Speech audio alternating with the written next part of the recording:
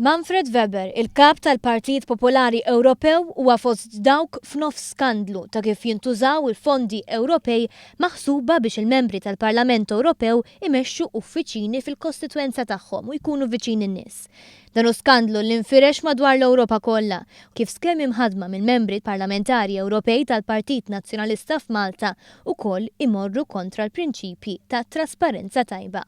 Għalhekk ma kienx sorpriża li anke Manfred Weber, ħabib ta' Simon Busuttil li saħansitra kien mistieden għal mass meeting tal-Partit Nazzjonalista huwa fost dawk illi spiċċaw f'nofs dan l-iskandlu. L-uffiċċju tiegħu huwa tista' tgħid parti mid-dar tiegħu, il-bogħod minn fejn jgħixu n-nies fir-reġjun tal-Bavarja, ir-reġjun li jirrappreżenta. Weber ma weġibx għal mistoqsijiet li sarulu bħala parti minn din l-investigazzjoni ta' kif jintefqu 40 miljun euro minn fondi Ewropej fejn fil-każ tiegħu l-indikazzjoni hi li iħallsu lilu nnifsu għall-kirja tal-uffiċċju.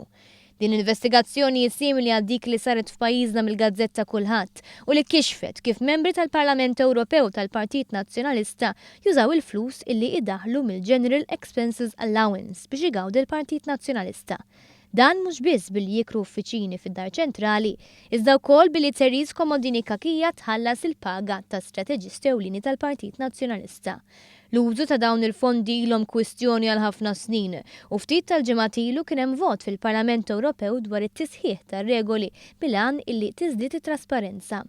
Iżda il-membri tal-Parlament Ewropew tal-Partit Nazzjonalista ivvutaw kontra li jkun hemm iktar trasparenza biex ftit wara sar magħruf li huma stess qed jiksru r-regoli u jużaw fondi Ewropej biex minnhom igawdi il-Partit Nazzjonalista.